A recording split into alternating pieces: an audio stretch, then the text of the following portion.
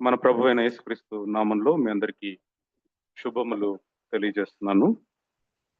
ఈరోజు ఆరాధనలోనికి వెళ్లే ముందు మనం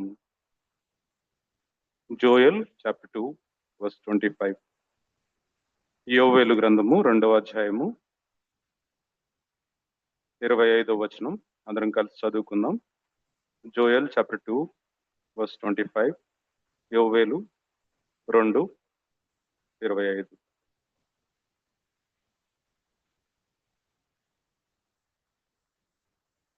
మీరు కడుపారా తిని తృప్తి పొంది మీ కొరకు వింత కార్యములను జరిగించిన మీ దేవుడైన యెహోవా నామమును స్తుతించినట్లు నేను పంపిన మిడతలను, గొంగళి పురుగులను, పసరు పురుగులను, చీడ పురుగులను అను నా మహాసైన్యము తినివేసిన సంవత్సరముల పంటను మీకు మరలా ఎత్తును. In English లో I will restore to you the years that the swarming locust has eaten అని ఉంటుంది. ఒకవేళ ఈఎస్వి అండ్ ఎన్కేజీవి చదివితే రెస్టోర్ అనే మాట మీకు కనపడుతుంది. మిగతా వర్షన్స్ లో రీపే అన్న మాట కనపడుతుంది అనమాట.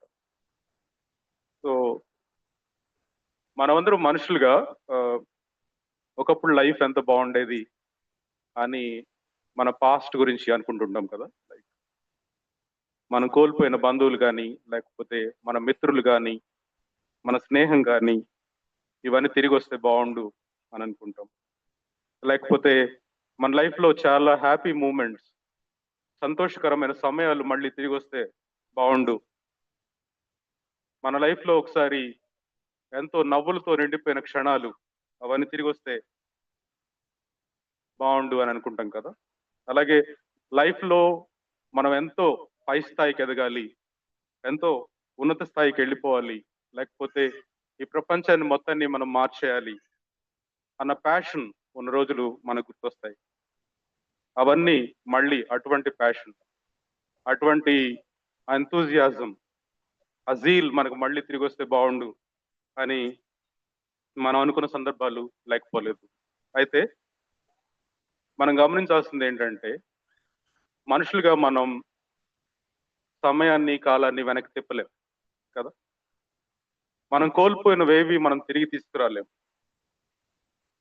What is lost for ever అని ఈ క్లాక్స్ తో, లేకపోతే క్యాలెండర్స్ తో నిండిపోయినటువంటి ఈ లోకం మనకు పదే పదే గుర్తు చేస్తుంది. అయితే ఇప్పుడు మనం చదువుకున్న వాక్యం చూసుకున్నప్పుడు, I will restore to you the years the locust has eaten అని మనం చూసుకున్నప్పుడు, కాలాన్ని, మానవ పరిమితుల్ని, వాటన్నిటిని దాటి అధిగమించి దేవుడు మనల్ని విమోచించగలడు, మనల్ని పునరుద్ధరించగలిగినటువంటి దేవుడు అని, దేవునికి అటువంటి శక్తి ఉంది అని ఈ వాక్యం మనకు గుర్తు చేస్తుంది. ఆ God is the God of restoration. మన దేవుడు మనల్ని పునరుద్ధరించే దేవుడు, మనల్ని బాగు చేసేటువంటి దేవుడు. డిక్షనరీ మీనింగ్ అంటే రెస్టరేషన్ కి బ్రింగ్ బ్యాక్, రీఎస్టాబ్లిష్ అన్న మాటలు మనకు కనపడతాయి. అంటే returning to the original condition, తిరిగి పూర్వస్థితికి లేకపోతే యథాస్థితికి తీసుకురావటం అన్న అర్థాలు ఉన్నాయి. మనము ఇంటర్నెట్లో మనం ఈ మధ్యలో చాలా కాలం చూస్తున్నాం కదా. లైక్ చాలా పాడైపోయినటువంటి ఫర్నిచర్ తీసుకుంటారు, మొత్తం అంతా చెత్త అంతా ఉంటుంది కదా, దాన్ని తీసుకుని బాగు చేస్తారు, సరికొత్తగా చేస్తారు. అలాగే లేకపోతే స్క్రాప్ వెళ్ళిపోయిన కార్ అట్లాంటివి ఉంటాయి కదా, అట్లాంటి వెహికల్స్ తీసుకుంటారు, they will make it a new one. So అట్లాంటివి మనం ఎన్నో చూసుంటాం. వీటన్నిటి వెనక ఎంతో కష్టం, లేకపోతే సమయం, ఇవన్నీ ఉంటాయి, ఎంతో స్కిల్స్ కూడా ఉంటాయి. సో ఒకవేళ ఏదన్నా సిరామిక్ ప్లేటో లేకపోతే గాజు గ్లాస్ ఉందనుకో, సో వాటిని సడన్ గా కింద పడిపోయింది, చిన్న క్రాక్స్ వస్తే మేబీ ట్రై చేయడానికి అతికిస్తాం, కానీ కింద పడిపోయి ముక్కలు ముక్కలు అయిపోయింది, ఛిద్రం అయిపోయింది అది మొత్తం. అట్లాంటప్పుడు మనం ఏం చేస్తాం, వాటిని బాగు చేయడానికి కూడా ట్రై చేయం కదా, మనం వాటిని తీసుకెళ్ళి పడేస్తాం. ఎందుకంటే మనం దాన్ని బాగు చేయడానికి మనకు అటువంటి శక్తి ఉండదు మనకి, లేకపోతే అట్లాంటి స్కిల్ ఏమీ లేదు మనకు, అట్లాంటిది వీలవదు అనమాట. కానీ మన దేవుని విషయంలో అట్లా కాదు. మన పగిలిపోయినటువంటి జీవితాలని, మన పాడైన జీవితాలని బాగు చేయడానికి దేవునికి శక్తి ఉంది. మన ఆవిరైన ఆశలను, లేకపోతే మన కరిగిపోయిన కలల్ని నెరవేర్చగలిగిన శక్తి దేవునికి ఉంది. అలాగే వృధా అయిపోయినటువంటి కాలాన్ని తిరిగి తీసుకొచ్చేటువంటి శక్తి సామర్థ్యాలు మన దేవునికి ఉన్నాయి. మన పాడైపోయినటువంటి జీవితాలని బాగు చేయడానికి, పునరుద్ధరించడానికి, సరికొత్తగా తీర్చిదిద్దడానికి దేవునికి మన పట్ల ఎంతో అవ్యాజ్యమైనటువంటి ప్రేమ ఉంది. అట్లా ఆ లైఫ్ ఎంతో మెస్అప్ అయిపోతుంది కదా మన లైఫ్ ని. అట్లా మార్చడానికి, ఒకవేళ దేవుడు దాన్ని సరిచేయడానికి దేవునికి ఎంతో ఓపిక, ఎంతో నిబద్ధత దేవునికి ఉన్నాయి. అటువంటి గొప్ప దేవుణ్ణి మనం కలిగి ఉన్నాం. యోబు గ్రంథము 42:5 చూద్దాం. My years had heard of you, but now my eyes have seen you. యోబు తన శ్రమ నుంచి వెళ్ళిన తర్వాత దేవుడు తాను ప్రత్యక్షపరుచుకున్నప్పుడు ఈ మాటలు చెప్తున్నాడు అనమాట. వెనుకటి చేత నేను కూర్చున్న వార్తను నేను వింటిని, అంతకు ముందు శ్రమ రాకముందు చెప్పాడు. అయితే ఇప్పుడు నేను కన్నులారా నేను చూచుచున్నాను అన్న మాటలు ఇక్కడ కనబడతాయి. యోబు తన ఆస్తిని, ఆరోగ్యాన్ని, తన సమస్తాన్ని, తన కుటుంబాన్ని కూడా కోల్పోయాడు. బూడిదలో కూర్చున్నాడు. తన స్నేహితులందరూ తనని అపార్థం చేసుకున్నారు. తన ప్రేయర్స్ కి ఆన్సర్స్ రావట్లేదు. తను hit rock bottom of his life. తను అట్లాంటి అట్టడుగు పరిస్థితిలో ఉన్నప్పుడు దేవుడు తను సరికొత్తగా యోబుకు ప్రత్యక్షం చేస్తున్నాడు. సో మన లైఫ్ లో, మన జీవితంలో మనం అన్ని కోల్పోయాము అన్న స్థితిలోనికి మనం వెళ్ళిపోయినప్పుడు మనం దేవునికి అనుకుంటాం. మనం రెస్టరేషన్ అనే డిక్షనరీ మీనింగ్ ఇంత ముందు చూసాం కదా. కోల్పోయింది తిరిగి పొందటం అంటే ఎంత పోయిందో అంత తిరిగి రావటం అనమాట. అయితే బిబ్లికల్ రెస్టరేషన్ దీనికి చాలా డిఫరెంట్ గా ఉంటుంది. దేవుడు చేసేటువంటి పునరుద్ధరణ ఎప్పుడు మనం కోల్పోయింది తిరిగి పొందటం గురించి కాకపోవచ్చు. లేకపోతే మనం సమస్తం కోల్పోయిన స్థితిలో మనం ఉన్నప్పుడు దేవుడే మనకు దొరకటం, మనం దేవుని కనుగొనటం కావచ్చు. లేకపోతే అంతకు ముందెప్పుడు చూడనట్టుగా చాలా స్పష్టంగా, చాలా తేటగా మనం దేవుని చూడగలగటం. అదే యోబు జీవితంలో జరిగింది. ఇంతకు ముందే మనం యాక్చువల్లీ గాడ్స్ రెస్టరేషన్ కి, ఈ లోకంలో చెప్పబడేటువంటి రెస్టరేషన్ కి పొందన లేదు అని చూసుకున్నాం కదా. ఫర్ ఎగ్జాంపుల్, యోబుకి ఆస్తి నష్టం ఒక 60 కోట్లు జరిగింది అనుకుందాం.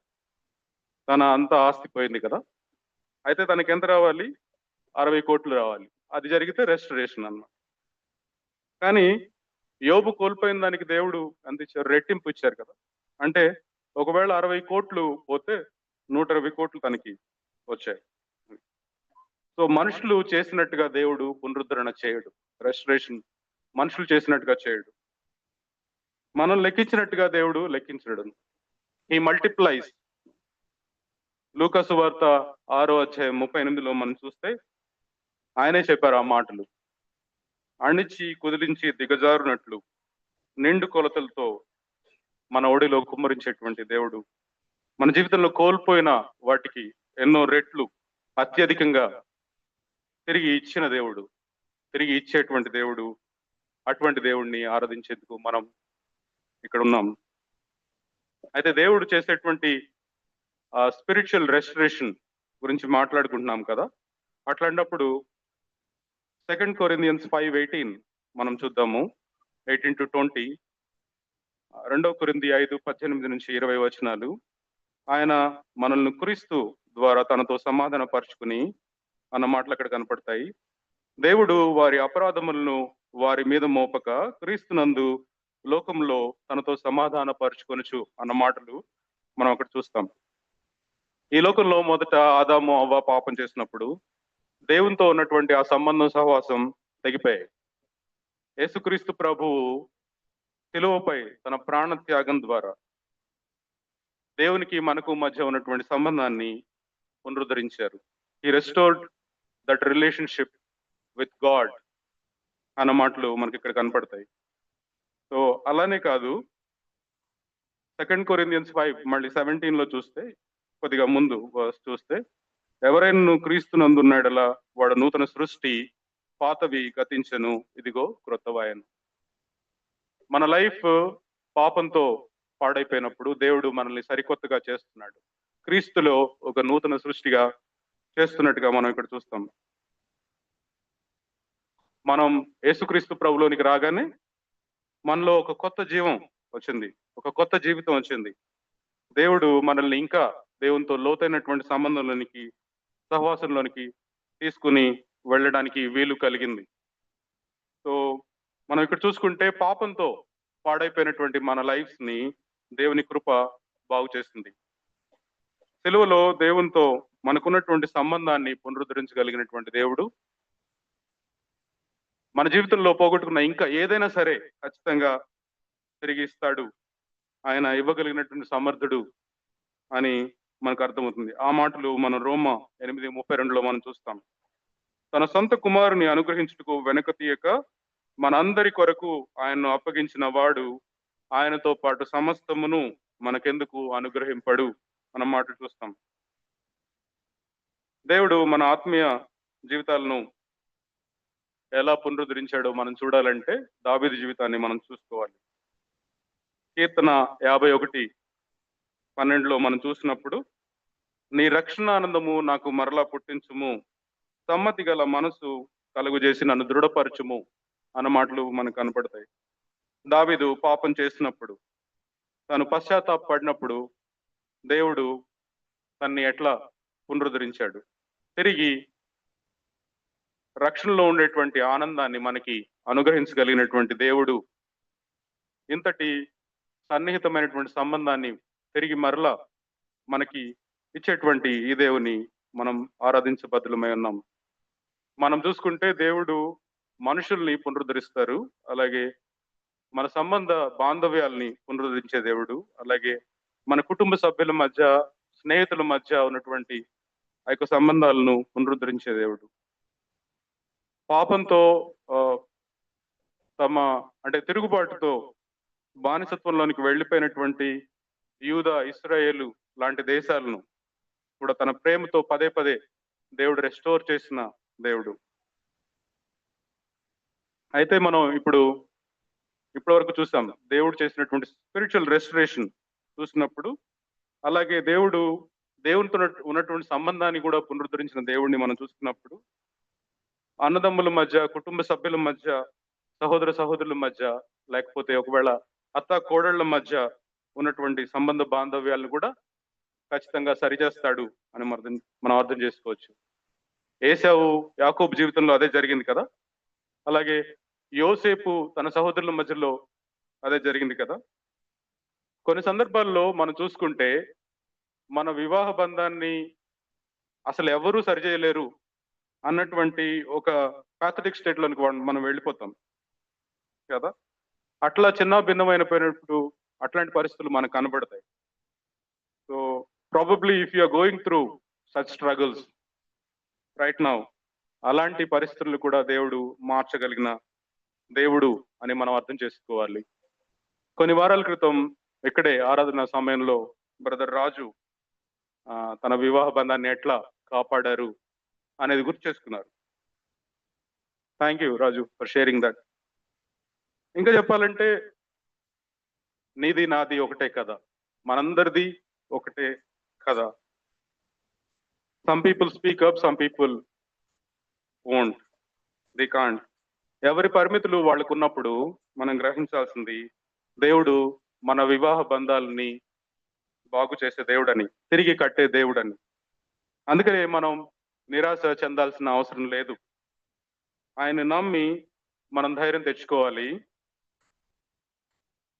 ఇంకొక విషయం చూద్దాం, దేవుడు లాస్ట్ డ్రీమ్స్ ని ఎట్లా రెస్టోర్ చేస్తారు అనేది మనం చూసుకుందాం. జెనసిస్ 37:10లో ఆ మాటలు ఉంటాయి. యోసేపు జీవితాన్ని ఎట్లా చేశారు అనేది. ఆదికాండం 37:10లో యోసేపు తను యవనస్తుడిగా ఉన్నప్పుడే తను చాలా గొప్పవాడవుతాడని కలగన్నాడు. కానీ దేవుడే ఆ విజన్ ఇచ్చాడు, దేవుడే ఆ దర్శనం ఇచ్చాడు. కానీ ఆ కళ నెరవేరడానికి ముందు తను గుంటలోనికి తోయబడ్డాడు.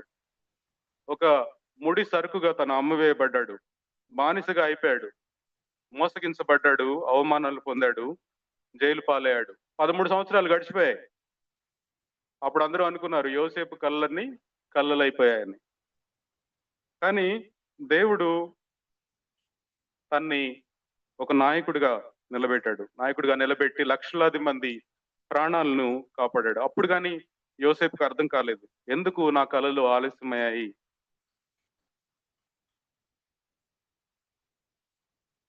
అప్పుడు తనకు అర్థమైంది దేవుని ఉద్దేశాలు ఎంత గొప్పవి. జనులందరి మేలు కోసం తన కలల్ని దేవుడు ఎట్లా వాడుకుంటాడు అన్నది తనకు అర్థమైంది. దేవుడు మన విచ్ఛిన్నమైపోయినటువంటి కలల్ని సో ఇవి వేస్ట్ అని తీసి పడేయడు అనమాట. సో నేను ఐ థింక్ ఈ వాక్యం కోసం ప్రిపేర్ అవుతున్నప్పుడు లేకపోతే సర్మన్స్ కొన్ని వింటున్నప్పుడు నేను ఆలోచిస్తున్నాను. నేను చదివిన చదువు లేకపోతే నేను నేర్చుకున్న స్కిల్స్ ఇవన్నీ వేస్ట్ అయిపోతున్నాయి. ఐఎమ్ నాట్ గెటింగ్ ఎనీథింగ్ అని అనుకున్నప్పుడు దేవుడు చెప్పాడు అనమాట. స్కిల్స్ నువ్వు చదివిన చదువు కానీ నువ్వు నేర్చుకున్న స్కిల్స్ కానీ అవి వేస్ట్ అవ్వు. ఇన్ఫాక్ట్ నేను చూస్తున్నప్పుడు జాన్ అండ్ మధుకిరణ్ తో మాట్లాడుతున్నప్పుడు they have a pretty good technical expertise.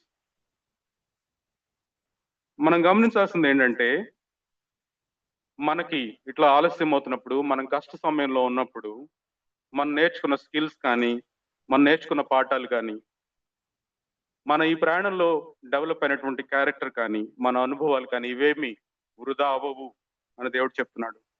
వీటన్నిటిని రాబోయే రోజుల్లో దేవుడు తన ప్రణాళిక కోసం వాడుకుంటాడు. తన ఉద్దేశాల నెరవేర్పు కోసం వాడుకుంటాడు. యోసేపు జీవితంలో అదే జరిగింది.